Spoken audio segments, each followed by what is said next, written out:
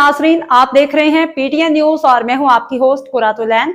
शामिल करते हैं आज की अहम खबर। वज़ीर आज़म मोहम्मद शहबाज शरीफ का दौरा चीन। वज़ीर आज़म ने तियानजिन यूनिवर्सिटी में नेशनल अर्थक्वेक सिमुलेशन सेंटर का दौरा किया।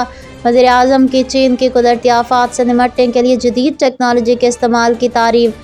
चीन में इस्तेमाल होने वाली जदीद टेक्नोलॉजी और तरीके पाकिस्तान में कुदरती आफात से निपटने के लिए इंतहाई सूदमंद साबित होंगे। इस ज़मन में चीनी महारत से मुस्तफ़ीद होने से पाकिस्तान में मुस्तक़बिल में कुदरती आफात से निपटने के लिए मुअस्सर एहतियाती तदबीर और लाएअमल इस्तेमाल किए जा सकेंगे। कुदरती आफात से निपटने के लिए पाकिस्तान में मौजूद बैनुल अक़वामी मेडिकल सेंटर और चीन पाकिस्तान जॉइंट लैब जैसे मनसूबों को मज़ीद फ़ाल बनाया जाए और इस ज़मन में चीन और पाकिस्तान के माबैन शराकत दारी को मज़ीद तौसीह दी जाए। पाकिस्तान में हालिया सैलाबी सूरत हाल से निपटने के लिए कौमी सतह पर भरपूर कोशिशें जारी हैं।